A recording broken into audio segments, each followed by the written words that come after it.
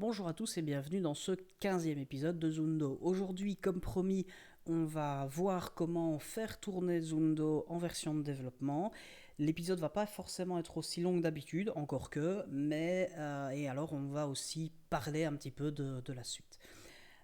Alors, concernant l'installation de Zundo, c'est pas particulièrement compliqué, vous allez voir, ça va assez vite. Et surtout, toutes les instructions donc maintenant sont dans le README. Donc quand vous arrivez sur le repo de Zundo, vous avez le README qui explique un petit peu tout, et surtout maintenant vous avez une section documentation qui a été mise à jour et qui contient toutes les informations. Alors il y a un petit warning dessus et je vais le répéter ici. C'est important de bien comprendre que ça va vous permettre de tester une version de développement. Donc on n'est même pas sur une bêta, on n'est même pas à proprement parler sur une alpha. Euh, le truc, c'est une version de développement. Il y aura peut-être des bugs, même si, et je vais en reparler un peu plus tard, j'essaye de faire en sorte que pour chaque release d'épisode, il n'y en ait pas forcément. Euh, mais donc voilà, c'est quelque chose qu'il faut savoir. Et forcément, c'est des trucs qui sont pas complets et tout. Mais bon, voilà, vous suivez la série jusque-là, vous savez qu'est-ce qu'il en ressort. D'ailleurs, au passage, c'est quelque chose sur lequel j'aimerais revenir. À la fin de l'épisode 14, où on avait justement parlé du fait que les pouvoirs étant implémentés et la sélection de tribus étant implémentée, on pouvait faire une partie du début à la fin sans les atouts et les obstacles, mais quand même. À la fin de l'épisode, après l'avoir enregistré, on a fait une série de parties test avec mon frère. Et et c'est vrai que voilà, le jeu est fonctionnel, ça fonctionne bien, on n'a pas eu de bugs, on n'a pas eu de gros soucis. On a pu jouer 2-3 parties ensemble, mais comme vous le constaterez si vous testez, pour le moment, le plus gros problème de Zundo, c'est l'ergonomie. On le savait, hein, on s'en doutait bien, vu qu'on s'est surtout pour le moment concentré sur l'implémentation du jeu, vraiment des règles du jeu, mais l'ergonomie est vraiment à chier, il faut dire ce qui est, euh, parce que globalement, on n'a pas des masses d'infos sur ce qui se passe, quoi. Assez confus, ça manque d'animation, on a un peu du mal à savoir effectivement quelle carte a attaqué une autre et tout, et toutes les infos sont sous forme de texte dans le chat, ce qui n'est pas forcément le truc le plus chouette. Donc on le savait et on sait que c'est quelque chose sur lequel il va falloir faire un gros travail. Euh, c'est l'ergonomie du jeu, le fait que ce soit vraiment plus clair, plus facile à comprendre, etc. Donc ça on le sait, mais comme ça vous êtes aussi prévenus. Alors de là, comment est-ce qu'on installe Zundo, comment est-ce qu'on teste Zundo? C'est relativement simple, vous allez le voir, et tout est écrit ici. Donc, pour commencer, il vous faut pas grand-chose. En gros, il vous faut quelques connaissances de base dans le terminal, donc juste savoir un petit peu manipuler le terminal de Linux ou de macOS, de Windows. Pas très très compliqué, et c'est à peu près tout. Et d'avoir aussi Node.js installé sur votre machine. Je vous ai mis un lien pour pouvoir aller télécharger l'installeur de Node.js, que vous soyez sur Windows ou sur Mac, et vous avez ici plus d'infos, notamment pour l'installer via les gestionnaires de paquets, donc si vous êtes sur Linux et tout ça.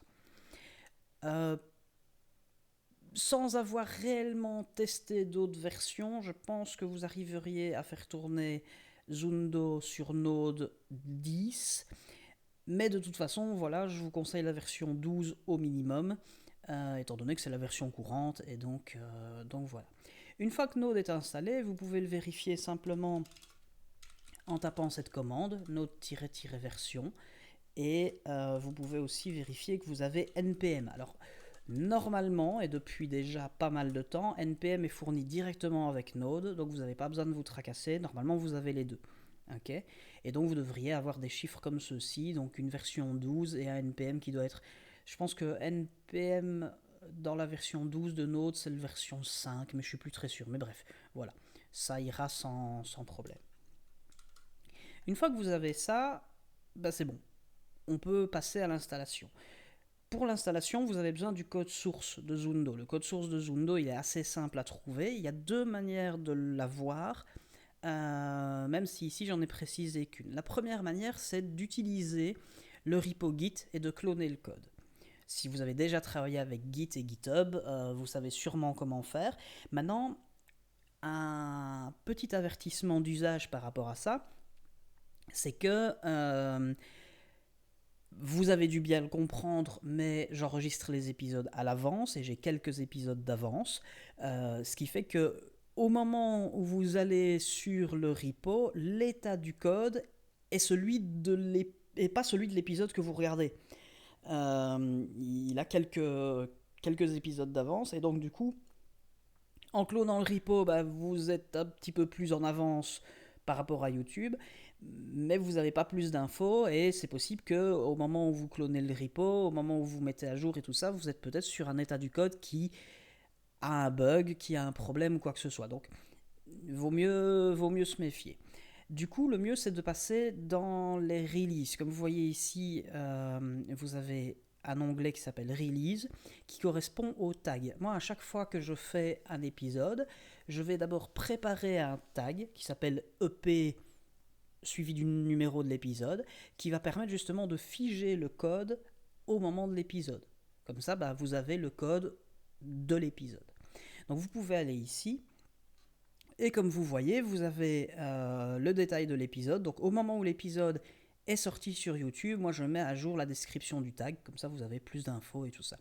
De là, vous avez accès au code source, mais vous pouvez aussi aller directement dans l'onglet tag pour prendre chaque épisode. Donc ici, on est sur l'épisode 15, vous téléchargez le fichier zip et vous le mettez quelque part. Donc moi ici, j'ai le fichier zip qui est dans un dossier test, donc j'ai simplement créé un dossier test sur mon bureau et j'ai le dossier zip. Une fois que vous l'avez, bah, la première chose à faire, c'est de le dézipper. Hop, voilà. Et vous vous retrouvez avec un dossier qui porte le nom de Zundo suivi du numéro de l'épisode. Et ce dossier, lui, contient plusieurs choses. Un dossier SRC qui contient donc notre code source, paquets JSON qui sont des fichiers qui servent à Node pour gérer les dépendances, les déclarations de script, etc. Webpack qui nous sert à builder notre code, etc. etc. C'est tout ce qu'il vous faut. Alors, de là on a quelques commandes à lancer juste une fois pour l'installation, et puis une commande pour lancer le jeu et commencer à jouer. Alors, les commandes, elles sont relativement simples, il y en a deux. La première permet d'installer les dépendances, et c'est une commande qui s'appelle npm ci. Pour ceux d'entre vous qui ont déjà travaillé avec Node ou qui connaissent Node, il y a une autre commande que vous pouvez faire, c'est npm install. Et d'ailleurs, on voit plus souvent npm install. npm ci, elle permet de travailler avec un cache un peu plus intelligent. Elle part de zéro si vous aviez déjà fait une installation avant. Et en règle générale, elle va plus vite. Donc voilà, moi j'ai toujours privilégié npm ci. Donc on lance npm ci. C'est quelque chose qui peut malgré tout prendre un petit peu de temps en fonction de l'état de votre cache, de l'état de votre connexion, de pas mal de choses. Donc faut pas vous tracasser, ça prend un petit peu de temps, mais l'avantage c'est qu'on ne doit le faire qu'une seule fois. Donc on est tranquille. Maintenant, si vous travaillez non pas avec un fichier zip, mais avec le repo Git, n'hésitez pas à relancer npm ci à chaque fois que vous faites une mise à jour du code, parce que forcément, y a des dépendances qui vont évoluer, qui vont être mises à jour, etc. etc. Au passage, vous avez ici une petite erreur quand vous partez d'un fichier zip, c'est que y a des dépendances qui ont besoin d'être à l'intérieur d'un repo Git, notamment Husky qui permet de gérer les hooks de Git. Et donc du coup, ici, il râle parce que on n'est pas dans un dépôt Git, on s'en fout, c'est pas grave. Je veux dire, pour le jeu, il n'y en a pas besoin, donc vous tracassez pas de ça, c'est pas un gros souci. Alors de là, on a fait nos installs, et l'étape suivante, ça va être de lancer la commande npm run build qui va nous permettre de builder le code du serveur et le code du client. Donc, comme je l'avais expliqué dans les tout premiers épisodes, On a le code du serveur, le code du client, qui sont en JavaScript ES 2015, voire ES 2020 pour certaines features. Et ce code a besoin d'être converti pour fonctionner un petit peu partout. Et surtout, en le buildant, on permet certaines optimisations, on va compresser le code, etc. etc. Donc voilà, c'est une étape indispensable. Donc on peut lancer la commande npm run build qui va builder en parallèle le code serveur, le code client. Ça, encore une fois, en fonction de votre machine, ça va prendre un petit peu de temps ou pas. On va regarder ici. Euh, pour le moment, ça va assez vite. Maintenant, aussi, ce qu'il faut bien comprendre, c'est qu'au fur et à mesure que le jeu va évoluer, forcément, il y aura plus de fichiers à builder, etc., etc. Mais donc, vous voyez ici, ça a duré 13 secondes, c'est quand même pas gigantesque. De là, au niveau de l'installation, on a fini. On a tout ce qu'il nous faut. D'ailleurs, si vous voulez vérifier, on a un dossier Node module qui est les dépendances et on a un dossier bin qui contient notre code buildé et prêt pour être lancé. Alors, donc ça, c'est fait, l'installation. Et ça, l'installation, vous ne le faites qu'une seule fois.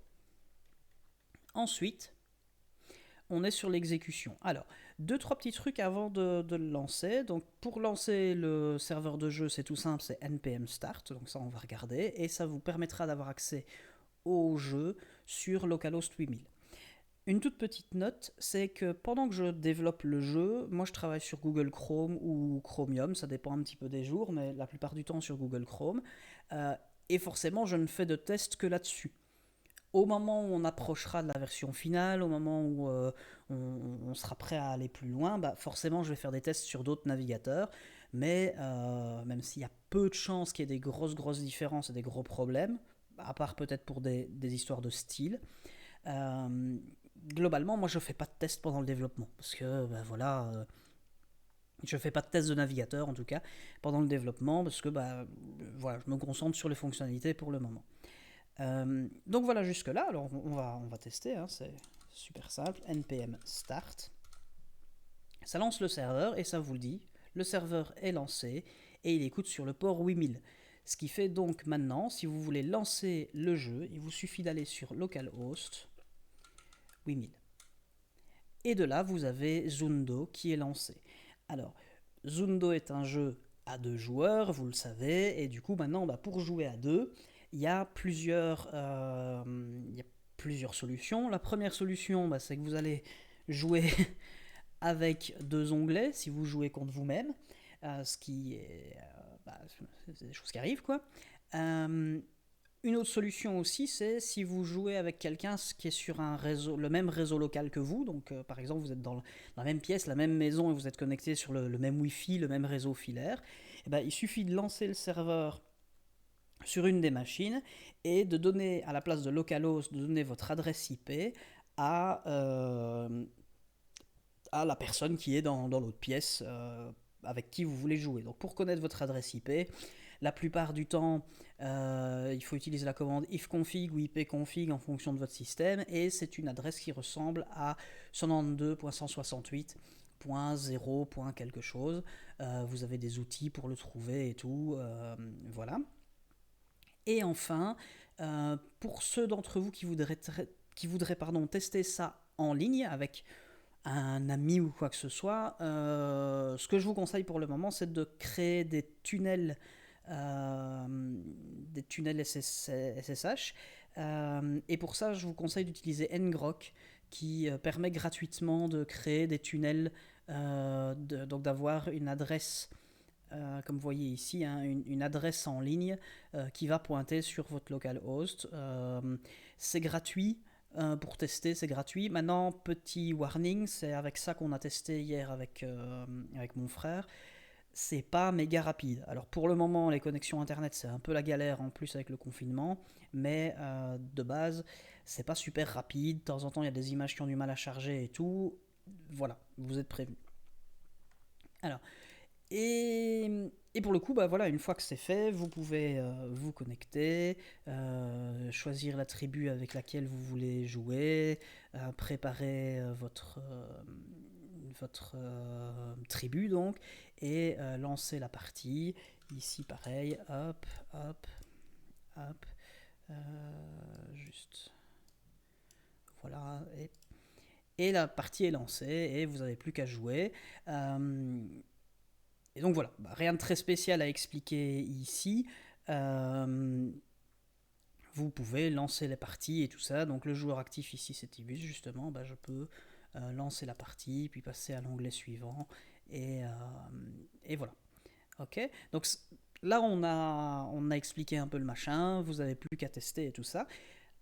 Globalement, j'ai envie de vous dire, si vous tombez sur des gros bugs ou des gros soucis, vous pouvez toujours me les signaler en commentaire des vidéos, mais comme je l'ai dit, puisque les épisodes sont enregistrés avec un petit peu d'avance, il y a des grandes chances que ça ait été vu ou que ça va être corrigé dans des épisodes que vous n'avez pas encore vus. Donc ne vous tracassez pas trop. C'est super gentil si vous voyez des bugs et que vous les remontez. Je vais vraiment pas cracher dans la soupe.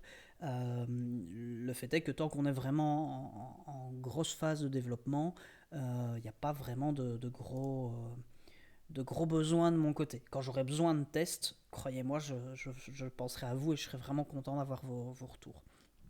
Donc voilà pour ceci. Maintenant, qu'est-ce qui va se passer pour la suite? Donc vous pouvez tester et j'espère que ça vous plaira. Maintenant, comme je l'ai dit, nous on sait qu'il y a un gros travail, je sais qu'il y a un gros travail d'optimisation. Il y a un gros travail d'optimisation, mais ça je m'en fous. Je veux dire, globalement, ça viendra un peu plus tard, donc il n'y a pas de gros problème pour ça. Il y a un gros travail à faire sur l'ergonomie, mais ça pareil, ça viendra un peu plus tard. Une fois que le jeu aura été, toutes les règles du jeu auront été implémentées. Donc maintenant, qu'est-ce qui va se passer pour la suite? Dans les prochains épisodes, je vais travailler sur les atouts. Donc les atouts qui sont, comme pour rappel, des cartes que vous avez en main pendant une partie et que vous pouvez jouer sous certaines conditions. Je vais essayer de vous retrouver un ou deux à vous montrer ici. Hop. Voilà. Je retrouve un autre. Voilà. Donc ça, ce sont les atouts, par exemple. Donc deux atouts de la tribu Warus, qui sont donc des cartes que vous avez en main. Et pendant votre tour, vous avez le choix de jouer, soit de sélectionner et déplacer un zone, soit de jouer un atout. Sachant qu'il y a des atouts que vous pouvez jouer une seule fois par partie, comme par exemple ici la conque de charge, qui va vous permettre de déplacer jusqu'à 3 de vos zones l'un après l'autre. Ou ici des atouts qui sont des atouts un petit peu spéciaux, les atouts de tir, qui en gros sont lancés depuis un zone, donc ici par exemple un soldat, et vont permettre de lancer un combat avec l'atout. Donc c'est l'atout qui va se battre. Et voilà, c'est un combat classique, sauf que si l'atout perd, il revient dans votre main, sauf si l'adversaire a cliqué sur la croix, ce qui détruit l'atout. Et c'est tout. Voilà, il n'y a pas grand chose d'autre à dire là-dessus. Donc voilà, implémenter les atouts. Globalement, les atouts de tir, ça va être un gros boulot. Parce que c'est une mécanique de combat, certes, mais avec des conditions supplémentaires, etc., les portées et tout. Donc tout ça, ça va être à faire. Et les atouts un petit peu plus spécifiques, comme celui-ci par exemple, ça va reposer sur le même système que les pouvoirs. Vous voyez, vous vous rappelez, dans les pouvoirs, on avait dit par exemple, il y a un pouvoir qui permet de dire sélectionner et bouger une carte, une action, sélectionner et bouger une carte. Ici, globalement, quand l'atout conque de charge va être activé, simplement, moi, je vais rajouter dans la stack 3 actions, select and move. Et ce sera tout. C'est relativement simple. Alors ici, ça va être un petit peu particulier parce que c'est jusqu'à 3, donc ce ne sera pas simplement 3 actions, ce sera des actions un petit peu particulières où je vais pouvoir dire elles sont facultatives, donc on peut les zapper si on veut. Donc il y aura quand même un petit peu de code, mais voilà, les atouts ce sera à gérer, donc ça c'est la prochaine grosse étape, les atouts. Ensuite on va gérer les obstacles. Les obstacles, j'en ai déjà parlé, c'est relativement simple, c'est simplement une carte sur le terrain de jeu qui peut rien faire, donc on peut pas l'attaquer, on peut pas passer dessus, elle va bloquer les mouvements, etc. Et sachant qu'on va en avoir besoin avec les atouts, parce que il y a des atouts qui permettent de créer des obstacles. Chez les Boarix, c'est un petit peu leur spécialité. Vous avez ici le mur d'arbre, et j'essaye de vous trouver l'autre, voilà. La cage de racines, et je pense que c'est tout. Je vérifie vite fait le dernier atout chez eux, oui, c'est un atout de tir. Donc ici, vous avez les deux atouts Boarix qui jouent avec les obstacles. Donc on a le mur d'arbre qui crée un obstacle. Donc simplement, cette carte apparaît sur le champ de bataille et devient un obstacle. Donc ça gêne un peu tout. Et à côté de ça, on a la cage de racines qui, elle, justement, va transformer un zone en obstacle. Donc, s'il y a un zone qui arrive dans votre zone de déploiement, donc dans vos deux dernières cases, dans les deux lignes de votre côté, vous pouvez, avec cet atout, le transformer en obstacle. Donc voilà, ça, les obstacles, je vais en avoir besoin pour les atouts. Donc globalement, je pense que je vais d'abord coder les obstacles, parce que ça va aller vite. Et puis, on va gérer les atouts, quoi. Donc là, c'est ce qui va suivre. Et globalement, une fois qu'on aura les atouts et les obstacles, je vais peut-être pas coder les renforts tout de suite parce que pour le moment il n'y a aucune carte qui permet de générer des renforts et comme les tribus custom sont pas encore prêtes, enfin sont pas encore sur le tapis, on a le temps. Donc voilà, mais l'avantage c'est qu'une fois qu'on aura les atouts et les obstacles, je vais gérer les conditions de victoire et globalement le jeu sera complet. Et donc à ce moment-là, peut-être je vais commencer à travailler sur l'ergonomie. Euh, Probablement un petit peu quand même. Et pour travailler sur l'ergonomie, on va faire un truc qui va être relativement simple, c'est que je vais aussi regarder un petit peu ce qui se fait ailleurs. Ça fait longtemps que j'ai plus joué à Hearthstone, ça fait longtemps que j'ai plus joué à Feria, et donc du coup j'oublie un petit peu. Et l'idée ça va être justement voilà, de faire quelques parties de test sur Hearthstone, sur Feria, qui sont quand même des jeux qui sont fort proches. En termes de. C'est des jeux de cartes en ligne. Feria a en plus une proximité avec Zundo qui est assez forte parce que globalement Feria c'est un jeu de cartes. C'est des cartes qui évoluent sur un plateau, donc c'est complètement Zundo. Je serais d'ailleurs pas étonné que parmi l'équipe qui a créé Feria, il y ait peut-être pas quelques fans de Zundo dedans. Euh, et donc l'idée, ça va être de regarder un petit peu comment ces jeux sont faits au niveau ergonomie et tout ça, pour voir, reprendre quelques bonnes idées pour rendre le Zundo plus clair. Donc de toute façon, ça va passer par des animations, il n'y a rien à faire, hein. L'idée, c'est que quand vous allez sélectionner une carte pour la déplacer, déjà ce qui va être chouette aussi, c'est que l'adversaire puisse voir la carte que vous sélectionnez. Donc quand vous cliquez ici pour voir une carte, ce qui va être bien, ce que je vais faire par exemple, c'est que l'adversaire va voir que j'ai cliqué sur la carte. Donc on voit que je suis en train de réfléchir à peut-être celle-ci, à non, l'autre, etc. Mais surtout, au moment où je vais cliquer sur le déplacement, déjà côté client, enfin côté joueur actif, on va voir ce déplacement, mais aussi côté joueur non actif, on va voir que la carte se lève et qu'elle se déplace. Donc gérer un petit peu tous ces trucs qui vont rendre le jeu plus fluide et plus lisible. Pareil pour les combats, pour le moment, quand on lance un combat, ça passe directement comme ça, pouf, on passe sur le combat, on n'a pas vu qui s'est déplacé sur quoi, etc. Donc voilà, il y a des tonnes de choses à faire et ça va aller. Alors, dernière petite chose, j'ai complètement oublié de vous le préciser. Le serveur, lui, tourne ici. Quand vous en avez terminé avec la partie, il suffit de faire CTRL-C, ça coupe le jeu et vous êtes tranquille. Donc voilà, de là on va se laisser.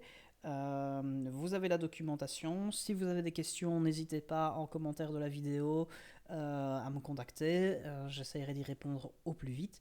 Et de là, on va continuer à bosser et j'ai hâte de voir, j'ai hâte de faire les atouts, j'ai hâte d'avancer un peu plus et d'avoir vos retours. Merci à tous et à la prochaine.